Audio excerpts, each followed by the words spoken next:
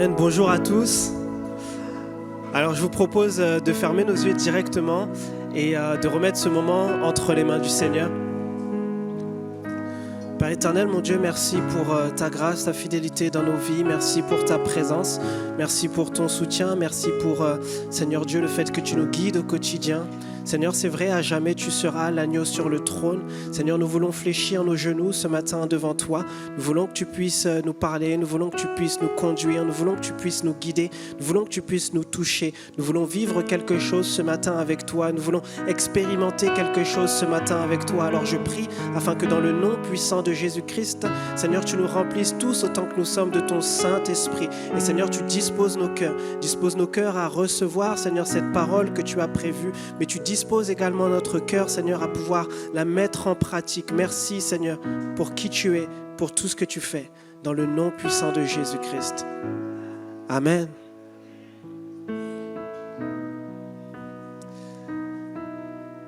Amen, vous allez bien ce matin ? Je suis content ce matin parce que je vois certains visages qui reviennent de vacances pendant que d'autres partent en vacances. Donc, gloire à Dieu, je suis heureux de vous voir ce matin. Et alors, comme vous le savez, nous sommes passés depuis peu à un seul culte. Et pendant ces un seul culte, nous voulons prendre le temps de nous laisser conduire par le Seigneur, de nous laisser diriger afin véritablement qu'il puisse nous parler, afin qu'il puisse faire sa volonté au milieu de nous. Et ce matin, j'aimerais me rappeler quelque chose d'essentiel. Vous savez, moi, Dieu, je le trouve surprenant. Je le trouve surprenant. Je le trouve étonnant, je le trouve merveilleux, je le trouve... Je ne sais pas qu'est-ce que je peux ajouter. Vous le trouvez comment, vous, Dieu ? Magnifique ? Extraordinaire ? Extraordinaire. Amen. On est tous plus ou moins d'accord là-dessus. Mais voyez, notre Dieu, il est réellement tout puissant. Moi, il m'étonne à chaque fois parce que notre Dieu, c'est ce Dieu-là qui... Dans chacune des situations, il a une solution. Dans chacune des situations, il a une solution. Vous savez, la Bible nous dit que les choses peuvent être impossibles à l'homme, mais rien n'est impossible à Dieu. Et vous savez, nous, des fois, on arrive devant des situations, devant des circonstances, et puis on regarde la situation, on juge, on jauge, et puis on se demande, est-ce que ça va être possible, est-ce que ça ne va pas être possible? On estime, on se dit, est-ce que j'ai les capacités, est-ce que je n'ai pas les capacités? Mais Dieu, lui, dans toutes les situations, tout est toujours possible pour lui. Il est sans limite, il est sans frein. C'est un Dieu extraordinaire. C'est un Dieu vraiment extraordinaire. Vous savez, là où les capacités des hommes s'arrêtent souvent, celles de Dieu, elles démarrent, elles commencent à peine. Et elles sont illimitées. Notre Dieu, c'est celui-là même qui, par sa force, par sa puissance, Goliath a pu tomber devant David. Par sa force, par sa puissance, les murailles de Jéricho ont pu tomber. Par sa force, par sa puissance, des choses extraordinaires se sont passées. Par sa force, par sa puissance, uniquement, le peuple d'Israël a pu être délivré complètement d'Égypte. Par sa force, par sa puissance, alors qu'ils se retrouvent là en face de la mer Rouge et derrière eux, il y a les Égyptiens. Ils sont dans cette situation qui est quand même critique. Ils ne savent plus où donner de la tête, où tourner leur regard. Regardent à gauche, à droite, devant, derrière. Tout est bloqué, tout est coincé. Ils ne savent plus quoi faire. Mais par sa force et par sa puissance, Dieu a réussi à les sortir de là. Et c'est ça le Dieu que nous servons. Et c'est de ça dont j'ai envie de parler ce matin. J'ai envie de parler de ce Dieu-là. J'ai envie de parler de cette histoire-là. J'ai envie de parler un petit peu de l'Exode. J'ai envie qu'on aborde un petit peu ce sujet, parce que c'est vrai, Nous, on lit la fin de l'histoire directement. On sait que le Seigneur, il a été victorieux pour eux. Il a ouvert la mer en deux. Et puis, on oublie aussi que eh bien, ce sont de vraies personnes, comme je dis souvent, qui ont vécu de vraies situations, qui avaient un vrai cœur. Et qui, lorsqu'ils étaient dans cette situation, ils étaient vraiment en panique. Ils étaient vraiment complètement déboussolés. Vraiment. Pour ceux qui vont prendre des notes, on peut l'afficher. Le titre du message de ce matin, c'est « Coincé, mais jamais abandonné ». Coincé, mais jamais abandonné. Le peuple d'Israël, comme vous, comme moi, on s'est déjà retrouvé coincé dans notre vie, mais ce matin, c'est un rappel que nous ne sommes jamais abandonnés. Dieu ne nous délaisse pas, il ne nous abandonne pas, il ne nous laisse pas tout seuls. Nous ne sommes jamais abandonnés. Et le premier point que j'aimerais voir avec vous, c'est tout simplement que Dieu entend le cri de son peuple. Dieu entend le cri de son peuple. Il entend ton cri, il entend mon cri, il entend le cri de son peuple. On nous dit dans Exode 2, au verset 23, que longtemps après, le roi d'Égypte mourut. Les Israélites gémissaient du fond de l'esclavage, ils poussaient des cris. Leurs appels montèrent du fond de l'esclavage jusqu'à Dieu. Ils étaient en esclavage, ils étaient en train de souffrir. Ça faisait 400 ans qu'ils étaient là, dans des situations compliquées et complexes. Ils n'avaient plus d'autre solution que de simplement crier à Dieu, de simplement prier Dieu, de simplement gémir à Dieu. Et ce que je trouve intéressant, c'est que leur cri est monté jusqu'à Dieu. Leur cri est monté jusqu'à Dieu. Et si leur cri à eux est monté jusqu'à Dieu, c'est un encouragement ce matin pour dire que le tien aussi monte jusqu'à Dieu.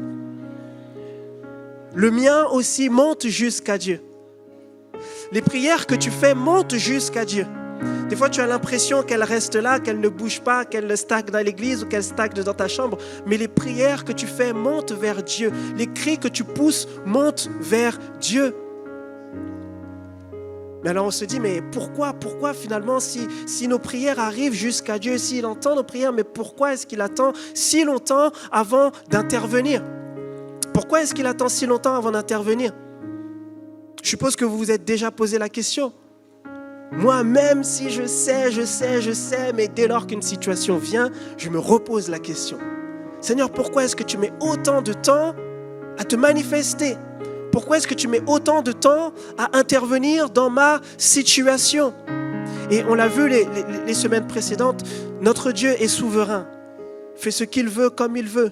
C'est lui le créateur de toutes choses, c'est lui qui a plus d'intelligence que nous, il sait quand agir, à quel moment, il le sait bien.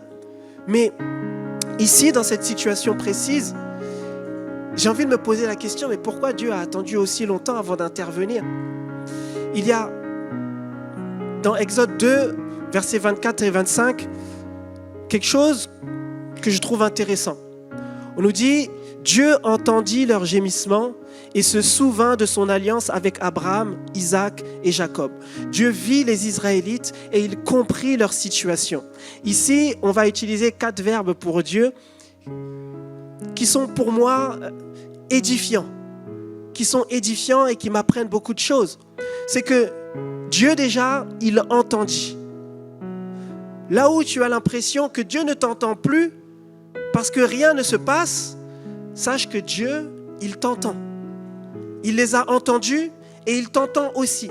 Ce n'est pas parce que rien ne se passe, ce n'est pas parce que la situation ne se débloque pas dans l'immédiat, et bien que Dieu ne t'entend pas, il les a entendus et il t'entend également.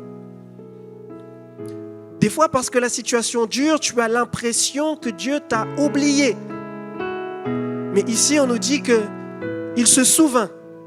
C'est-à-dire que Dieu n'avait pas oublié son peuple. Il ne les avait pas oubliés. Au moment convenu, il s'est souvenu. Dieu ne t'a pas oublié. Dans la détresse dans laquelle tu te trouves, Dieu ne t'a pas oublié. C'est la simple parole que tu avais besoin d'entendre ce matin, c'est que Dieu ne t'a pas oublié. Même si devant, derrière, à gauche, à droite, c'est compliqué, même si ça n'en a pas l'air, même si les autres te disent que si, ce matin, je viens te dire que non, Dieu ne t'a pas oublié. Des fois, on se dit, mais si Dieu n'agit pas, c'est parce qu'il ne me voit tout simplement pas. C'est parce qu'il ne me voit pas. C'est parce qu'il est tellement préoccupé avec les autres que moi, il ne me voit pas. Moi, il ne me calcule pas. Moi, mon problème n'est pas assez intéressant. Moi, mon problème n'est pas assez grand. Moi, mon problème n'est pas assez... Dieu il ne me voit même pas. De toute façon, qu'est-ce que je suis? Je suis qu'une petite créature. Dieu, il est dans son ciel et puis il ne me calcule même pas. Il ne me voit pas. Mais ici, Dieu les a vus. Dieu les a vus. Et s'il les a vus eux, c'est qu'il te voit toi encore ce matin. S'il les a vus eux, c'est qu'il te voit toi là où tu es. Peut-être que tu es ici et moi je ne te vois même pas. Peut-être que moi je ne te calcule même pas. Peut-être que les gens dans l'église ne te connaissent même pas. Peut-être que personne ne saurait donner ton nom. Mais sache que Dieu te voit.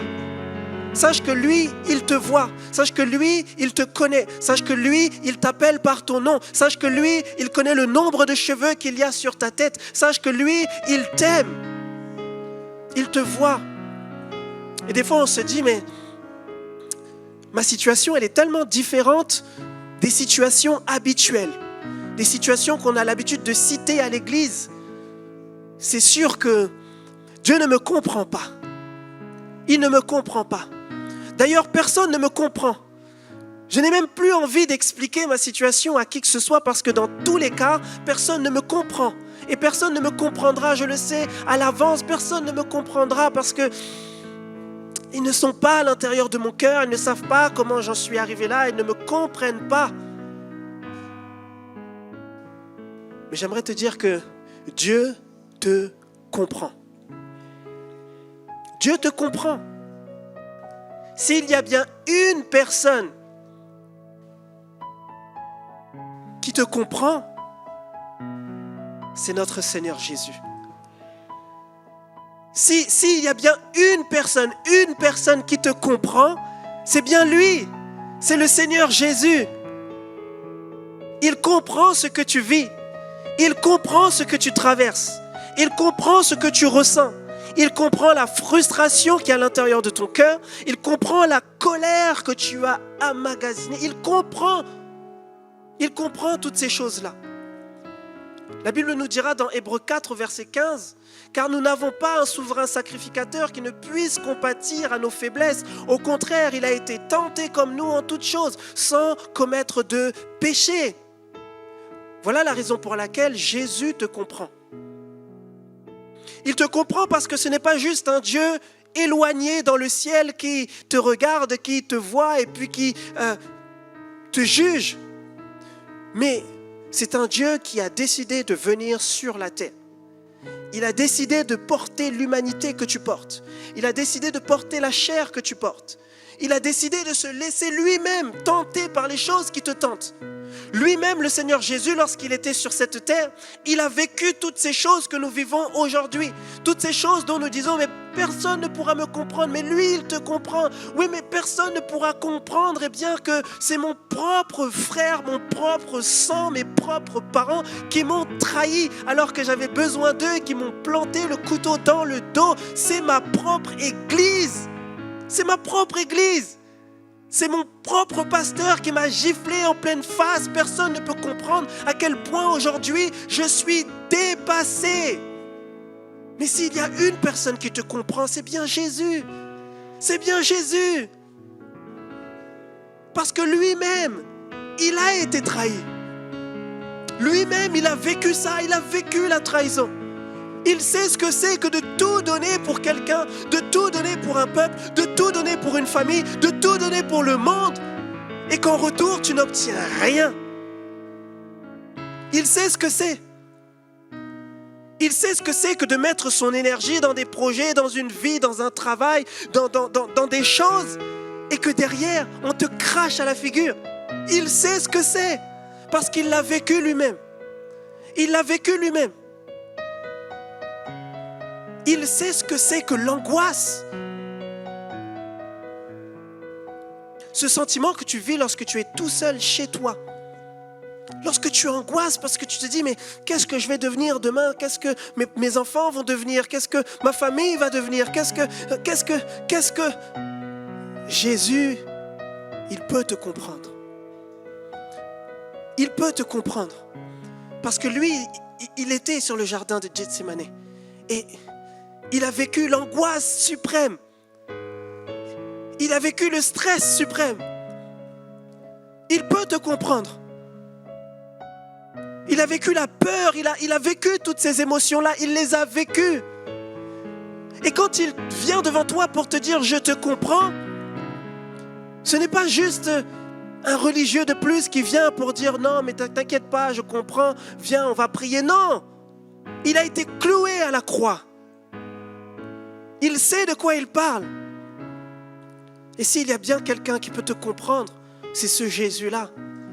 C'est pour ça que la Bible nous dit que nous n'avons pas un souverain sacrificateur qui ne puisse pas compatir à nos faiblesses. Il peut compatir à tes faiblesses parce qu'il comprend tes faiblesses. Vous savez, souvent on dit que tant que tu n'as pas mis les chaussures d'un autre, tant que tu n'as pas été dans sa vie, tu ne peux pas réellement comprendre ce qu'il vit. Tu ne peux pas réellement comprendre. Mais le Seigneur Jésus, lorsqu'il dit « je te comprends », c'est parce qu'il a vécu cette vie-là. C'est parce qu'il les a mis ces chaussures-là. Parce qu'il a endossé ce rôle-là. C'est en ça qu'il peut dire « je te comprends ». Et en plus de ça, lui qui a vécu tout ça, il a vécu tout ça sans péché. Il a vécu tout ça sans péché. Il a été énervé des fois, mais il n'a pas péché. Il a été tenté plusieurs fois, mais il n'a pas péché.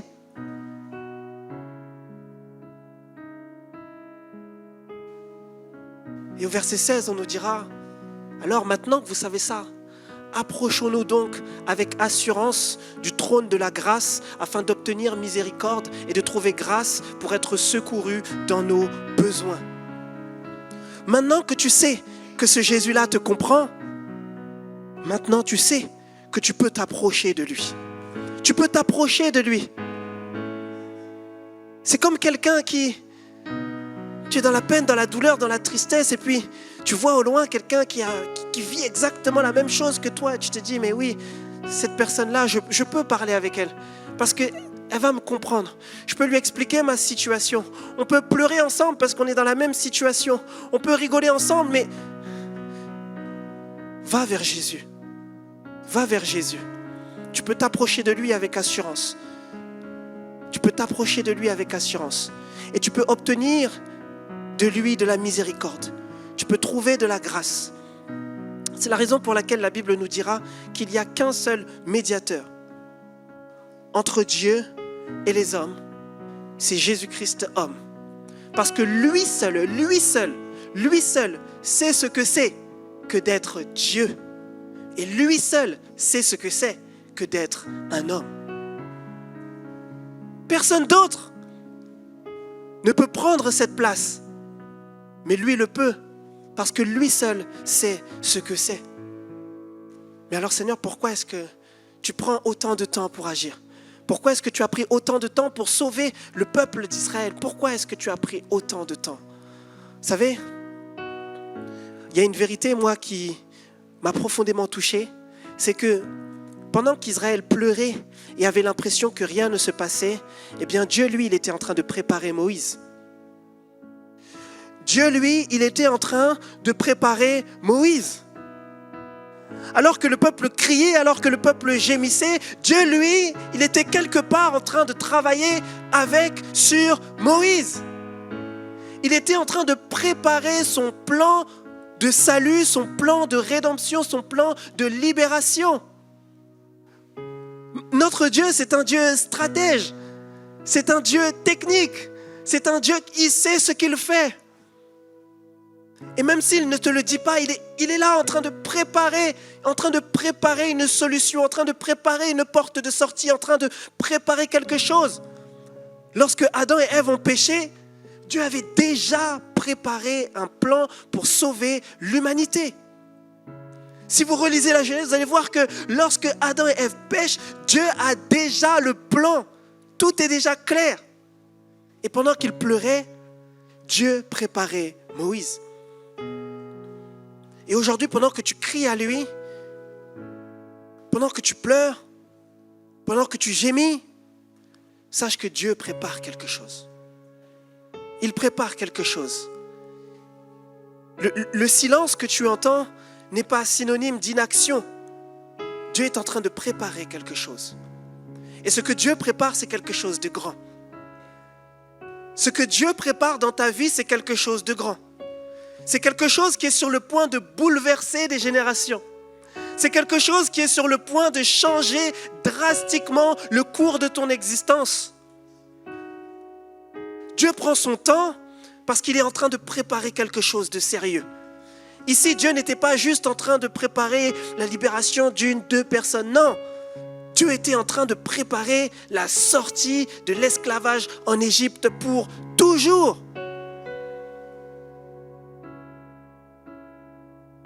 Et il a préparé Moïse, il a préparé Moïse, il a préparé Moïse. Au travers de toutes les choses qu'il a vécues dans sa vie, il était en train de préparer Moïse. Alors ce matin, j'aimerais te dire, ne fixe pas les yeux sur ton incapacité, mais fixe tes yeux sur la capacité de Dieu. Ne fixe pas tes yeux sur ton incapacité, mais fixe tes yeux sur la capacité de Dieu. Si les choses ne dépendaient que de toi, effectivement, ça ne marcherait pas. Effectivement, ça ne va pas fonctionner. Effectivement. Mais ne regarde plus à ta force, à toi. Regarde à celle de Dieu. Le Seigneur apparaît à Moïse, il lui dit, mais va voir Pharaon et dis-lui de libérer mon peuple. Moïse dit, non, moi je ne peux pas y aller.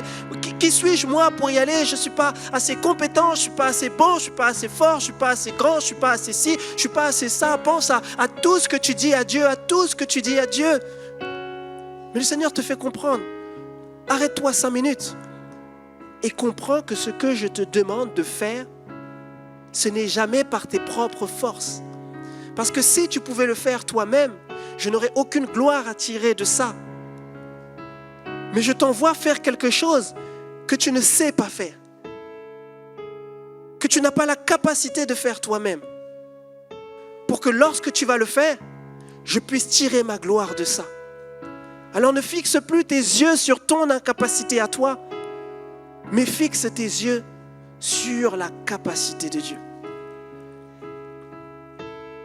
Quelqu'un me disait l'autre jour, mais j'ai l'impression que les choses que Dieu me demande, c'est trop grand pour moi, c'est trop fort pour moi. Et je disais, mais justement, si c'est trop grand et trop fort pour toi, c'est justement que tu es la bonne personne pour accomplir ces choses-là. C'est justement que tu es la bonne personne pour accomplir ces choses-là.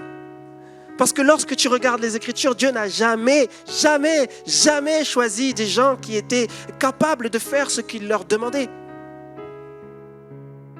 Il a toujours choisi des gens qui se sentaient petits, qui se sentaient incapables, qui étaient peut-être grands dans d'autres domaines, mais dans celui dans lequel Dieu les appelait, ils étaient petits. C'est comme ça que Dieu fonctionne toujours. Exode 7, versets 16 à 17 nous dira: et tu diras au Pharaon, l'Éternel, le Dieu des Hébreux, m'a envoyé vers toi pour te dire, laisse partir mon peuple afin qu'il me serve dans le désert. Et jusqu'à présent, tu n'as pas écouté. Voici ce que dit l'Éternel. Cette fois, tu reconnaîtras que je suis l'Éternel. Moïse est parti devant Pharaon. Il lui a dit, mais laisse partir le peuple. Pharaon, dans son orgueil, se dit, mais jamais de la vie. Pour qui est-ce que tu te prends? C'est qui ce Dieu-là dont tu parles? Jamais de la vie. Ce peuple reste là. C'est moi, Pharaon. C'est moi le Dieu. Notre Seigneur dit, ok. Je te l'ai demandé gentiment. Tu n'as pas voulu écouter. Mais sache que cette fois-ci, tu reconnaîtras que je suis l'Éternel. Je ne sais pas quelles sont les forteresses qui dans ta vie te bloquent aujourd'hui. Quelles sont ces hauteurs que tu t'es dit, mais c'est trop grand. Mais reçois cette parole du Seigneur ce matin. Cette fois-ci, tu reconnaîtras que je suis l'Éternel. Cette fois-ci, la chose qui t'oppresse reconnaîtra qu'il est l'Éternel. Cette fois-ci, l'adversaire qui te poursuit reconnaîtra qu'il est l'Éternel. Et c'est la raison pour laquelle le Seigneur prend son temps, parce qu'il veut faire les choses en grand. Il ne veut pas te libérer pour un jour, mais il veut te libérer pour toujours. Il veut te libérer pour toujours. Cette fois-ci, tu reconnaîtras que je suis l'Éternel. Et alors qu'il dit ça, va s'abattre sur l'Égypte des plaies et des plaies et des plaies, 10 au total. Des catastrophes vont s'abattre sur l'Égypte. Et alors que Pharaon se pensait grand, alors qu'il se pensait fort, alors qu'il se pensait digne, alors qu'il se pensait capable, effectivement, c'est lui-même qui a plié le genou devant l'Éternel. Parce qu'il a fini par se rendre compte que non, en fait ce Dieu-là, il est trop grand, il est trop fort. Et je le dis, rien dans ta vie ne pourra résister à ton Dieu. Rien dans ta vie. C'est pour ça que lorsque nous disons que si Dieu est avec moi, personne ne peut être contre moi. C'est une parole forte. C'est une parole que tu dois serrer dans ton cœur. Parce que c'est une parole qui est réelle. Si Dieu est avec toi, personne ne peut être contre toi. Parce que personne n'en a la capacité. Personne n'en a le pouvoir. Personne n'en a la force. Le Dieu qui est avec toi, le Dieu qui est en toi est plus fort que ceux qui sont dans ce monde et que ceux qui te mènent la vie dure.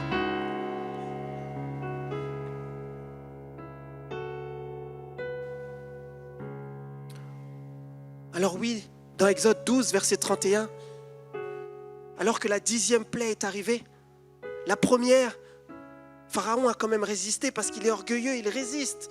La 2e, il résiste. La 3e, il résiste. La 4e, il résiste. La 5e, il résiste. La 6e, il résiste. La 7e, il résiste. La 8e, il résiste. La 9e, il résiste. Et ça prend du temps. Mais arrivé à la 10e, il craque. Il cède. Et la nuit même, le Pharaon appela Moïse et Aaron et leur dit : levez-vous, sortez du milieu de mon peuple. Vous et les Israélites, allez servir l'Éternel comme vous l'avez dit. C'est bon, sortez, sortez, sortez. Sortez, sortez, j'en peux plus là, sortez. Sortez. Sortez, levez-vous, levez-vous, sortez. Sortez, sortez. Le Dieu que l'on sert est tellement grand, il est tellement fort, il est tellement puissant que celui qui t'oppresse à la fin, c'est lui qui devient la victime. Que celui qui te veut du mal, à la fin, c'est lui qui devient la victime. C'est lui. C'est pour ça que la parole de Dieu nous dira que tous les trous que l'ennemi creuse devant toi, pour toi, c'est lui-même qui va tomber dedans. C'est lui-même qui va tomber dedans. Il pensait pouvoir résister devant toi, mais ce qu'il ne savait pas, c'est que derrière toi, il y avait ton Dieu. Il pensait pouvoir t'éteindre, mais ce qu'il ne savait pas, c'est que derrière toi, il y avait un grand Dieu. Il y a un grand Dieu.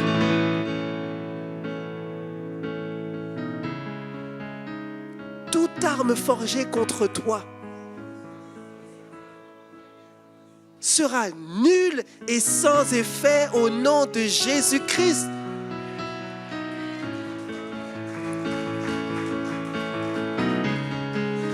Il y a des personnes qui donnent des paroles dans ta vie, qui proclament des choses, qui veulent te voir tomber, qui manigancent des choses. Mais ce qu'ils ne savent pas, ce qu'ils n'ont pas encore compris, ce qu'ils n'ont pas encore saisi, c'est celui qui vit à l'intérieur de toi, a vaincu le monde. Il est plus grand que eux, il est plus grand que quiconque.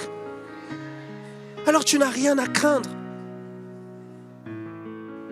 Ça prend du temps, c'est vrai, mais tu n'as rien à craindre. C'est tellement drôle, excusez-moi, mais la nuit même, pas le lendemain, la nuit même, voilà comment quelqu'un d'orgueilleux peut être confondu. La nuit même, Pharaon appela Moïse et Aaron et leur dit : mais levez-vous, sortez du milieu de mon peuple, vous et les Israélites, Allez servir l'Éternel. Faites comme vous avez dit. Écoutez, débrouillez-vous maintenant. Je ne veux plus rien avoir à faire avec vous. Je ne veux plus rien avoir à faire avec vous. Vous savez, ce collègue-là qui est sur toi depuis 6 mois, 1 an, 2 ans, il est sur toi, mais toi, tu ne flanches pas. Toi, tu ne craques pas. Toi, tu ne cèdes pas à ces manigances. Toi, tu restes ferme dans ta posture. Toi, tu restes droit devant le Seigneur. Il cherche à te pervertir, mais toi, tu restes droit, honnête, vrai devant ton Dieu. Au bout d'un moment, il craque. Il dit, mais bon, débrouille-toi, c'est bon. C'est bon. Et toi-même, un jour, tu arrives au travail et tu te dis, mais il est où? Toi-même, tu le vois passer comme ça, tu te dis, mais tu m'embêtes, tu me calcules plus? Non, mais parce que tu n'étais pas avec lui, mais la nuit même, quelque chose s'est passé pour lui. La nuit même, quelque chose s'est passé pour lui. Du jour au lendemain, comme ça, tu vois des membres de ta famille, des gens qui reviennent maintenant, tout sourire, tout gentil, tout bon. Et tu te dis, mais waouh, qu'est-ce qui s'est passé? Mais la nuit même,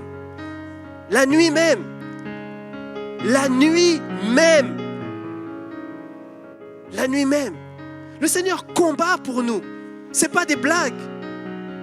Toi, tu dors, mais celui qui nous garde, il ne dort pas. Il ne sommeille ni ne dort. Lui, il combat tes combats.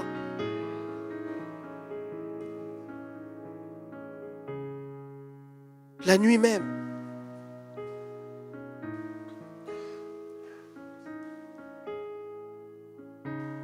Vous savez, une chose qui est également importante dans ce récit de l'Exode, c'est qu'on apprend une chose de la vie, c'est que la vie finalement, c'est une suite ininterrompue de défis. Une suite ininterrompue de défis.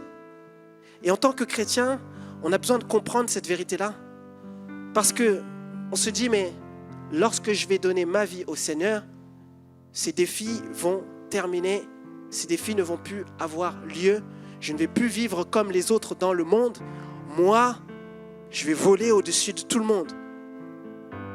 Spirituellement peut-être, mais vous savez, il y a quelqu'un qui disait, je ne sais plus qui, mais un philosophe qui disait, mais que un chrétien, c'est celui qui a les yeux vers le ciel, mais qui garde les pieds sur terre. On a les yeux vers le ciel, c'est sûr. On a l'espérance de l'éternité, c'est sûr. Mais tant que le Seigneur Jésus n'est pas revenu, tant que nos yeux ne se sont pas fermés, nos pieds sont encore sur la terre. Nos pieds sont encore sur la terre. Et sur cette terre, vous allez avoir à affronter des défis. Vous allez avoir à affronter des situations. Vous allez avoir à affronter des géants. Vous allez avoir à affronter l'ennemi.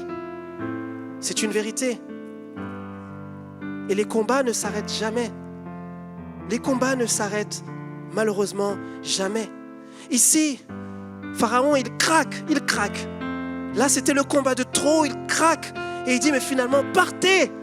Laissez-moi, laissez mon peuple, laissez ma famille, laissez mes enfants, laissez tout le monde, partez. Je ne veux plus de vous. Imaginez la réjouissance du peuple d'Israël. Imaginez, eux qui ont été en esclavage pendant 400 ans, qui ont crié, qui ont pleuré, qui ont gémi, qui ont tout fait à l'Éternel. Et là maintenant, du jour au lendemain, d'une manière dont on ne comprend même pas le sens, d'une manière exceptionnelle, par des prodiges et des signes miraculeux, eh bien voilà maintenant que Pharaon, celui qui avait le cœur le plus dur, maintenant il devient en leur faveur et il dit, partez, c'est bon, vous êtes libres. Alors le peuple est dans la joie. Imagine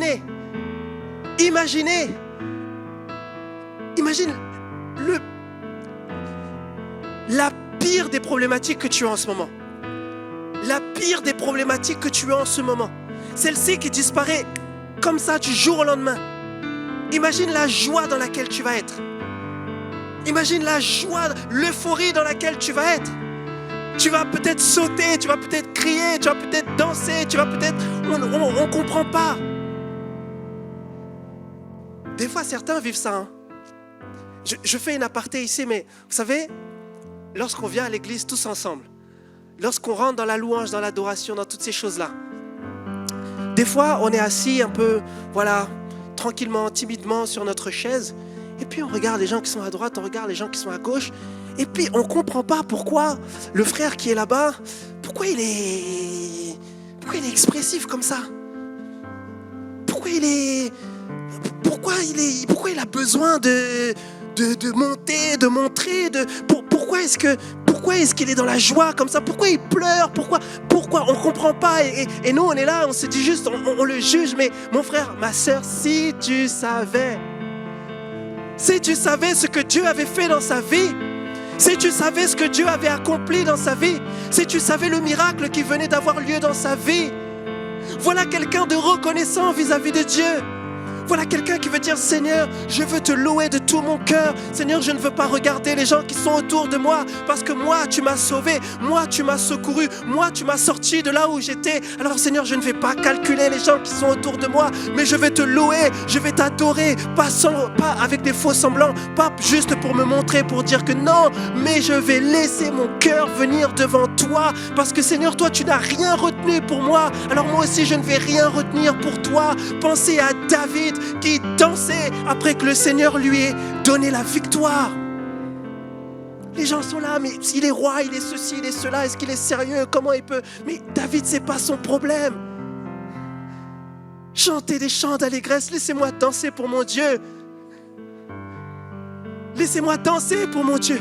Laissez-moi chanter pour mon Dieu. Vous voulez me juger, jugez-moi. Mais vous ne savez pas ce que Dieu a fait dans ma vie. Si je pouvais sortir, courir, je le ferais.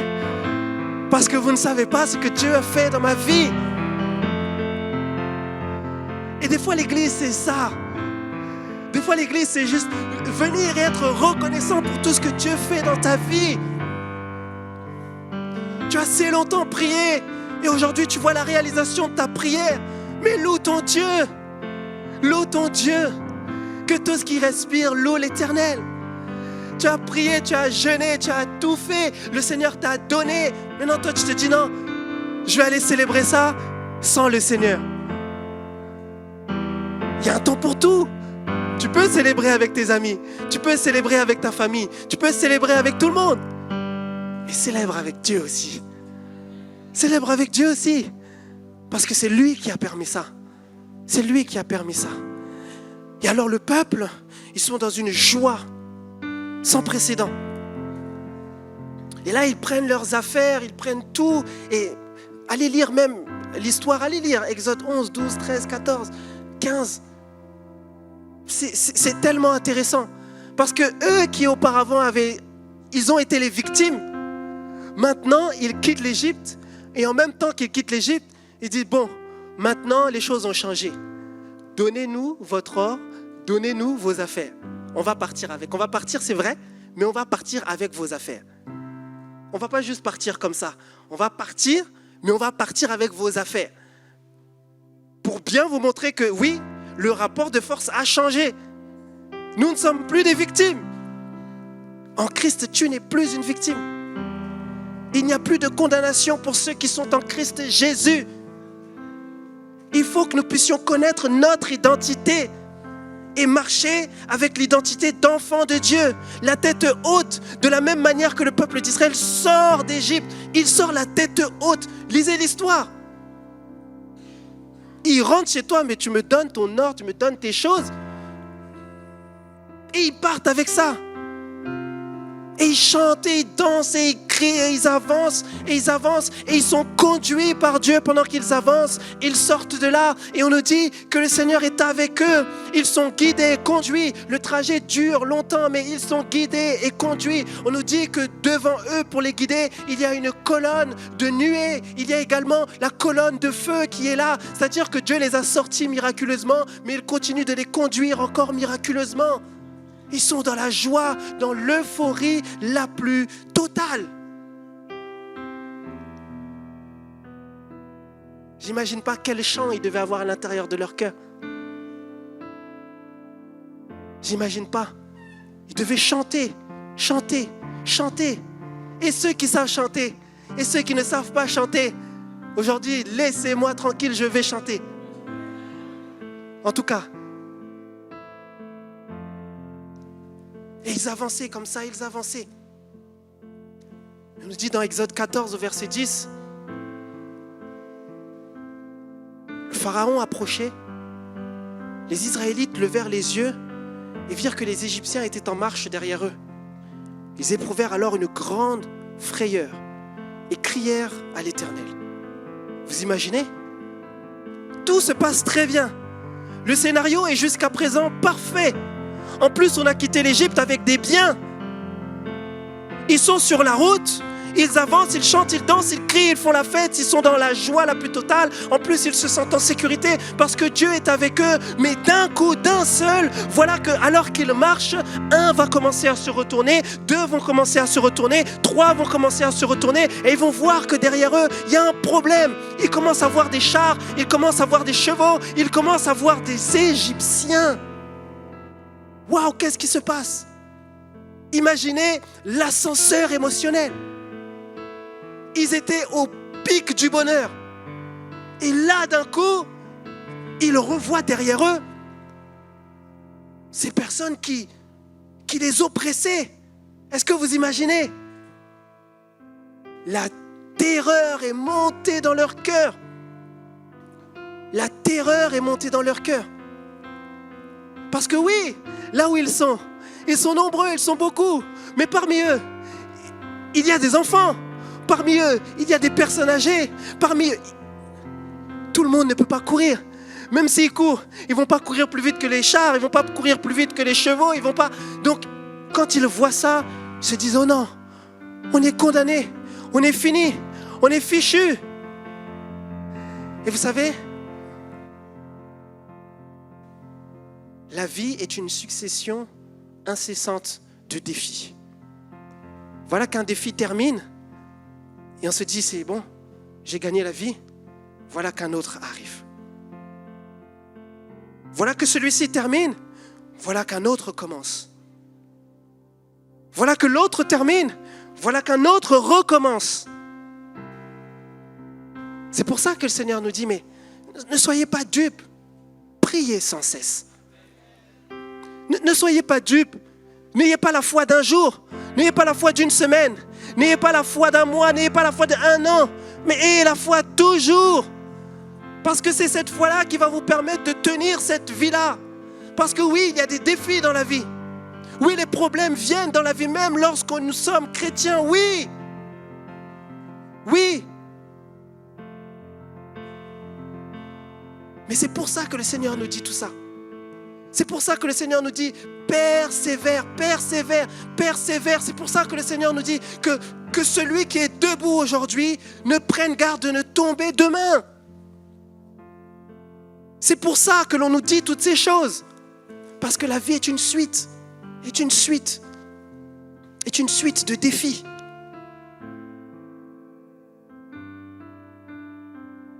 C'est pourquoi tu as prié hier. Dieu a fini par te l'accorder. Mais aujourd'hui, voilà que quelque chose d'autre vient te prendre la tête. Voilà que quelque chose d'autre vient te prendre la tête. Et alors au verset 11, on nous dit, le peuple, voilà ce que le peuple va dire à Moïse. Ils vont lui dire, mais Moïse, est-ce parce qu'il n'y avait pas de tombeau en Égypte que tu nous as amenés dans le désert pour y mourir ?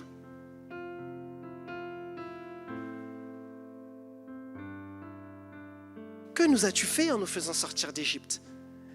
Est-ce que vous imaginez ce qu'ils sont en train de dire là à Moïse ?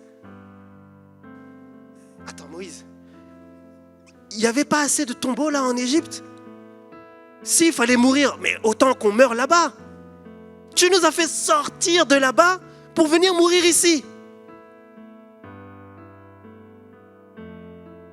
Est-ce que vous réalisez ?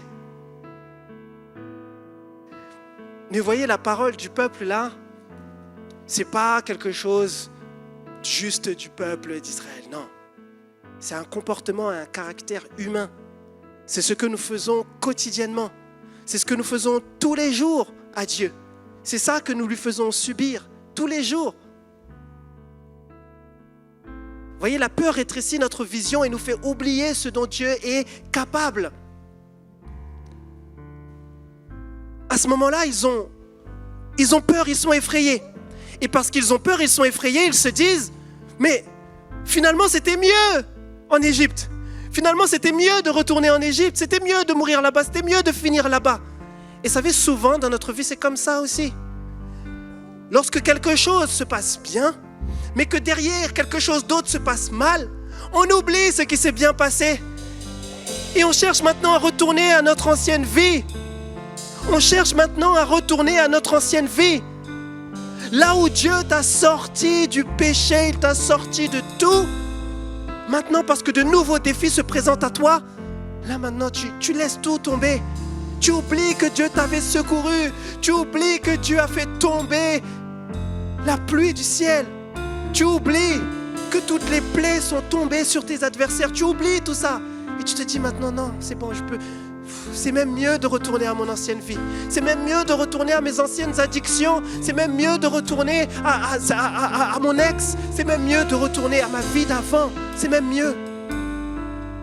Tu es resté longtemps dans une entreprise.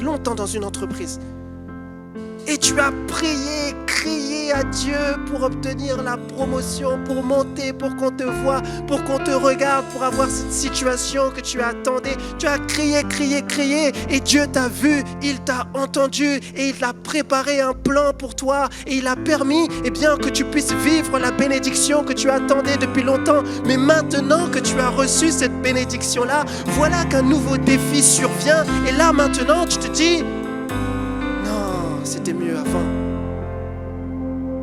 Non, maintenant, autant que je retourne dans ma vie d'avant. Et là, maintenant, tu commences à te dire, mais là, dans cette situation-ci, c'est vrai qu'hier, j'ai fait confiance à Dieu, mais aujourd'hui, je ne peux plus. Aujourd'hui, je suis obligé de faire par moi-même. Aujourd'hui, je suis obligé de me battre par moi-même. Et donc là, tu recommences à rentrer dans tes travers d'avant. Dans tes manigances d'avant. Dans ta perversité d'avant. Mais tu oublies que là où tu es aujourd'hui, c'est la réponse de ta prière et de ton cri d'hier. Et tu oublies que c'est Dieu qui a usé de force pour que tu sois là aujourd'hui. Alors rappelle-toi que s'il l'a fait hier, il peut encore le faire aujourd'hui. S'il t'a sorti de là où tu étais hier, mais il peut encore te sortir de là où tu es aujourd'hui. S'il t'a fait avancer hier, il peut continuer à te faire avancer aujourd'hui. Tu n'es pas obligé de faire marche arrière, non. Avance, le Seigneur est avec toi. Avance, le Seigneur est avec toi. Ce qu'il a devant est encore meilleur pour toi que tout ce que tu as jamais imaginé. Ne fais pas de pas en arrière. Ne recule pas. La peur rétrécit notre vision et nous fait oublier ce dont Dieu est capable. C'était ça l'objectif. L'objectif de suivre le peuple d'Israël comme ça, c'est que lorsqu'ils allaient les voir, ils allaient paniquer, ils allaient avoir peur. Et oui, c'est vrai. Des fois, tu étais avec une personne, tu étais avec un copain, une copine, quelqu'un avec que tu fréquentais. Ça s'est passé de manière désastreuse. Et tu as demandé à Dieu de te secourir. Dieu t'a secouru. Il t'a sorti de cette situation. Tu as avancé un peu, 1 an, 2 ans. Et voilà qu'un jour, tu revois et tu recroises cette personne. Et la peur envahit ton cœur. Mais ce matin, j'aimerais t'encourager à ne pas te laisser prendre par la peur. Le même Dieu qui a terrassé auparavant, terrassera encore aujourd'hui. Le même Dieu qui t'a permis d'être victorieux par le passé te permettra encore aujourd'hui d'être victorieux. Parce qu'il est le même hier, aujourd'hui, éternellement. Il ne change pas. Il ne change pas. Et c'est la raison pour laquelle, dans Exode 14, à partir du verset 13, Moïse leur répondit, il répond au peuple, et il leur dit, mais écoutez, les amis, n'ayez pas peur. N'ayez pas peur et tenez-vous là où vous êtes. Tenez-vous là où vous êtes. Est-ce que vous savez ce que ça signifie? Tenez-vous là où vous êtes. Parce que là où ils étaient, ils avaient envie de fuir. Ils avaient envie de partir. Ils avaient envie de s'éloigner même de Dieu. Mais Moïse dit, n'ayez pas peur, restez ferme là où vous êtes. La situation dans laquelle tu étais par le passé a fait que tu t'es rapproché du Seigneur. Mais maintenant que cette deuxième situation arrive, tu veux t'en éloigner. Non! Tiens ferme, tiens bon, accroche-toi, tenez ferme, restez là où vous êtes et regardez. Regardez, reste là où tu es, mais juste regarde, observe.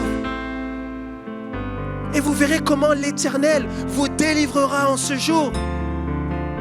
Vous verrez comment l'Éternel vous délivrera en ce jour. Ces Égyptiens que vous voyez aujourd'hui, vous ne les reverrez plus jamais. Le problème que tu vois aujourd'hui, tu ne le reverras plus jamais. Parce que la délivrance que Dieu veut pour toi, c'est une délivrance définitive. C'est une délivrance définitive. Alors n'aie pas peur, tiens bon, reste ferme. Et regarde l'Éternel, regarde-le faire. Regarde-le faire. Tu as douté de Dieu? Très bien, maintenant regarde-le faire. Tu n'as pas cru en Dieu? Très bien, maintenant regarde-le faire. Tu as donné ta vie au Seigneur par rapport à cette situation? Très bien, maintenant regarde-le faire. Ils se sont moqués de toi? Très bien, maintenant regarde-le faire. Maintenant observe, parce que les Égyptiens que tu vois aujourd'hui, tu ne les reverras plus jamais. C'est terminé. L'Éternel combattra pour vous et vous, tenez-vous tranquille. Vous, tenez-vous tranquille. Tenez-vous tranquille. Rien ne sert de paniquer. Rien ne sert de trembler. Vous, tenez-vous tranquille. Tout ce que le Seigneur te demande, c'est de tenir ferme dans la foi. C'est lui qui combat. L'Éternel combattra pour vous. C'est lui qui combat. Il ne te demande pas de combattre. C'est lui qui combat. Toi, tiens ferme dans la foi. Tiens ferme dans la foi. Bats-toi pour cette foi. Garde cette foi. Retrouve les temps de prière que tu avais perdus. Retrouve les temps de lecture de la parole que tu avais perdus. Retrouve les temps d'adoration que tu avais perdus. Bats-toi pour ta foi. L'ennemi est en train d'essayer de te distraire. Il est en train d'essayer de te distraire. Est-ce que vous imaginez une colonne de nuée devant toi, une colonne de feu est derrière toi. Dieu est devant toi comme guide et il est derrière toi comme bouclier. Mais toi tu t'agites parce qu'il y a les Égyptiens. Reste ferme dans ta foi, tiens bon. Tiens bon dans ta foi. Tiens bon dans ta foi. C'est tout ce que le Seigneur te demande. De tenir bon dans ta foi. Le Seigneur Jésus pouvait dire, c'est bien, tu as la foi aujourd'hui, mais est-ce que tu auras la foi lorsque le Fils de l'homme reviendra? Est-ce que tu auras la foi à ce moment-là? C'est bien, tu t'es fait baptiser la semaine dernière, c'est bien. Mais est-ce que tu as encore la foi aujourd'hui? Est-ce que tu auras encore la foi dans un an? C'est ça le combat de la foi, c'est ça. C'est de tenir bon. Tous autant que nous sommes, nous vivons des situations qui nous poussent à lâcher l'affaire, qui nous poussent à reculer, qui nous poussent à tomber, qui nous poussent à nous questionner sur Dieu. Mais il nous dit, tenez bon, c'est tout ce que je vous demande. Le reste, je m'en charge, moi. Le reste, je m'en charge. Tiens bon. Je dis ça à mon frère, je dis ça à ma soeur. Tiens bon. Je sais que tu es là et que tu m'entends. Tiens bon. Ne te laisse pas avoir, tiens bon. L'ennemi est un menteur, tiens bon. Il essaye de te détourner de la voie dans laquelle le Seigneur t'a placé. Tiens bon. Ta délivrance est certaine. Et ta délivrance va arriver. Ça va prendre le temps que ça va prendre, mais ça va arriver. Ça va arriver. Alors tiens bon. Tiens bon. Tiens bon. Vous savez, après que Moïse ait dit ça, le Seigneur lui dit de frapper son bâton dans la mer. Et alors là, quelque chose d'extraordinaire va s'opérer. Et la mer va commencer à se séparer en deux. À se séparer en deux. Je crois que personne ne comprend ce que je suis en train de dire. Vous savez, on a tellement l'habitude de lire la Bible qu'on prend ça pour des récits. On prend ça pour des récits. On lit la Bible de la même manière qu'on va voir l'Odyssée aussi. On prend ça pour des récits. Mais la mer s'est ouverte en deux. La mer s'est ouverte en deux. Qu'est-ce qui ne peut pas se produire dans ta vie si la mer s'est ouverte en deux?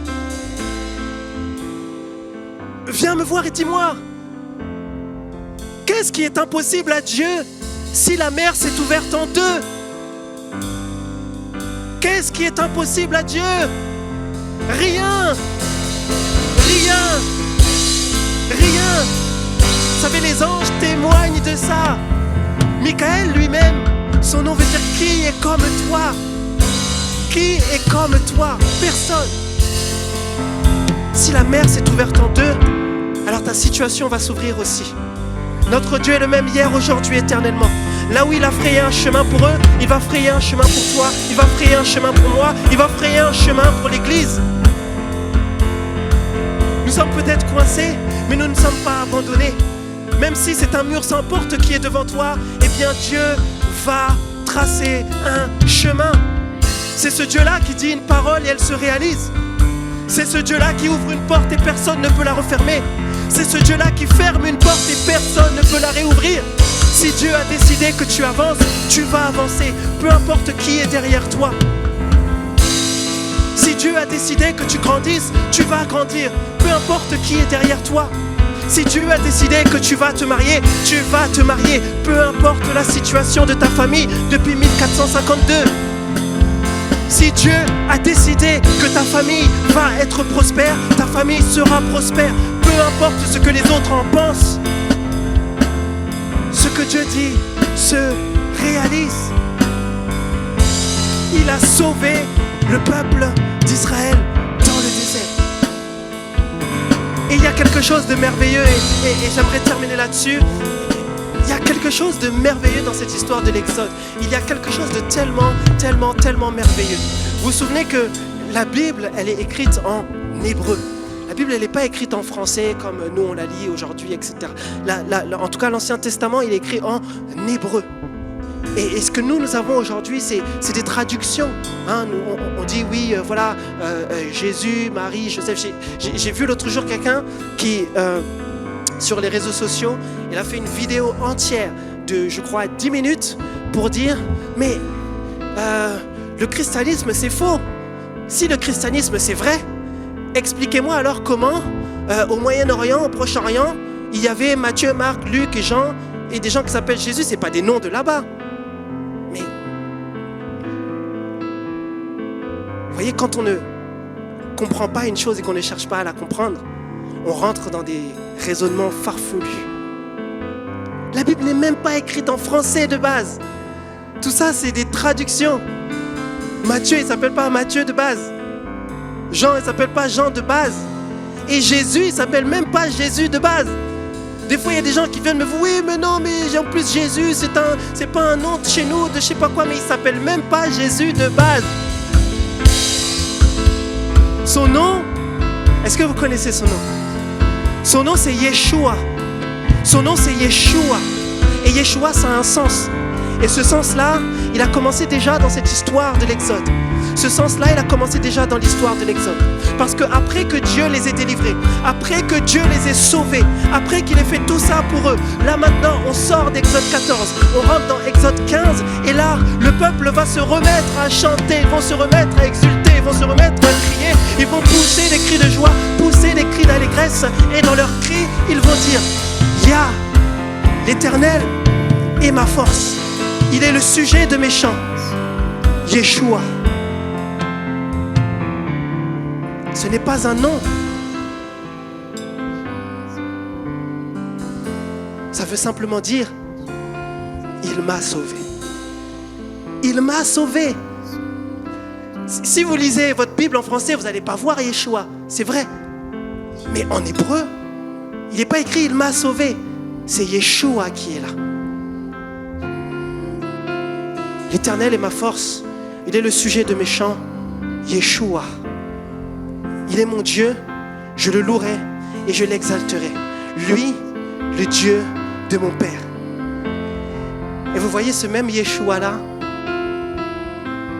c'est ce même Yeshua-là que l'ange descend, il va voir Joseph dans Matthieu 1, verset 21.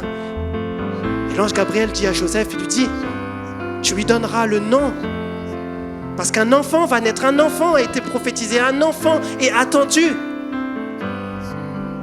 Et tu lui donneras le nom de Yeshua, Jésus. Car c'est lui qui, Yoshia, sauvera le peuple de ses péchés. Yeshua veut simplement dire que c'est lui notre sauveur. C'est lui notre sauveur. Et le salut n'a pas commencé aujourd'hui. Mais vous voyez bien que Dieu a des plans depuis toujours. Depuis toujours. Le peuple d'Israël voyait simplement sa situation à elle. Mais le Seigneur pensait déjà à son secours éternel. Il pensait déjà à toi, il pensait déjà à moi. Et parfois on se demande, mais pourquoi est-ce que ça met autant de temps? Mais parce que Dieu ne pense pas juste à toi, mais il pense également aux autres. Il pense également à moi. Il pense également au témoignage de tes enfants. Il pense également à tes parents. Il pense également à son environnement. Et des fois, il prend du temps parce qu'il pense aux autres.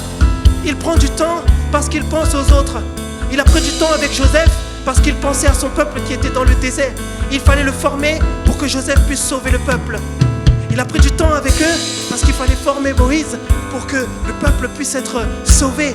Et dans ta vie aussi à toi, ce n'est pas juste ta vie, mais le Seigneur au travers de toi, il veut également sauver des gens. Il veut également toucher des gens. Il veut également impacter des gens. Et l'histoire de Moïse finalement, elle n'est rien d'autre qu'une préfiguration de Jésus. Rien d'autre. L'histoire de Moïse n'est rien d'autre qu'une préfiguration de Jésus. De la même manière que Moïse a combattu contre Pharaon, le plus grand danger de son époque, eh bien Jésus, lui, il est venu combattre contre le plus grand danger d'aujourd'hui, qui n'est autre que le péché. De la même manière que Moïse était un médiateur entre Dieu et le peuple, eh bien Jésus, finalement, c'est lui, le vrai médiateur. C'est lui qui est le seul médiateur entre Dieu et les hommes. Et de la même manière que Moïse a ouvert un chemin, et bien de la même manière, le sacrifice de Jésus à la croix est venu ouvrir un chemin pour nous, pour que nous puissions accéder au Père. De la même manière.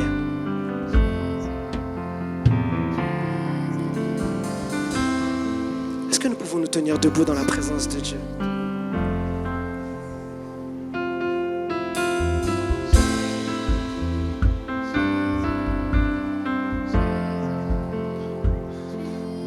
Ce matin, nous avons entendu plusieurs choses, nous avons entendu beaucoup de choses. Mais gardez à l'esprit que notre Dieu est souverain, que notre Dieu est grand, que notre Dieu est puissant, que rien ne lui est impossible et que notre Dieu a un plan déjà dans votre vie. Mon Dieu à moi a un plan dans ta vie, à toi. Il a un plan dans ta vie. Et lorsqu'on crie à lui, il nous entend, il nous écoute, il nous voit. Alors ce matin, l'Église, je nous propose de crier à notre Dieu.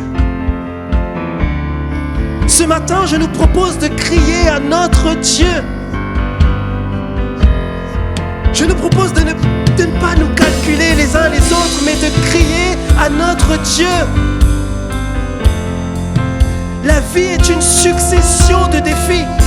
Et là où tu es, tu as des défis. Là où tu es, tu as des défis. Alors ce matin, nous allons prendre le temps d'élever notre voix à Dieu et de crier à Dieu. De crier à Dieu. De pousser peut-être des cris de reconnaissance. De pousser peut-être des cris de détresse. De faire tomber peut-être des larmes devant le Seigneur. Mais rentre dans ce temps d'adoration. La louange ne sera pas extraordinaire ce matin. Ce matin, c'est toi qui vas adorer le Seigneur. Ce matin, la louange ne va pas te conduire, c'est toi qui vas adorer le Seigneur. Si tu cherchais une opportunité de crier à Dieu, cette opportunité, elle est là pour toi ce matin. C'est toi qui connais ta vie, c'est toi qui connais ton défi, c'est toi qui connais ta problématique. Alors ce matin, crie à Dieu. Ce matin, crie à Dieu. Crie à Dieu. Ne me regarde pas. Crie à Dieu. Crie à Dieu ce matin. Rentre dans la louange, rentre dans l'adoration et crie à Dieu ce matin. Élevons le nom de Jésus. Si tu ne l'as jamais fait, fais-le ce matin. Crie à Dieu. Oui, papa, tu es élevé. Merci de nous avoir suivis. Si tu as apprécié être avec nous, n'oublie pas de liker et de partager sur les réseaux. Nous proposons chaque dimanche 2 célébrations. Viens nous rejoindre, nous serons heureux de t'accueillir. À la pépinière, tous les âges sont représentés. Viens booster ta foi au contact de ta génération. Besoin d'un rendez-vous? Nos pasteurs se tiennent à ta disposition. N'hésite pas à les contacter. Si tu as des questions sur la foi ou sur la Bible, tu peux en discuter avec notre équipe pastorale. Inscris-toi dès maintenant. Tu peux suivre nos prédications, posts et actualités sur les réseaux. N'oublie pas de visiter notre site internet. Tu veux t'intégrer et nous connaître un peu plus? Télécharge dès maintenant notre application et reste connecté. À bientôt, à la pépinière.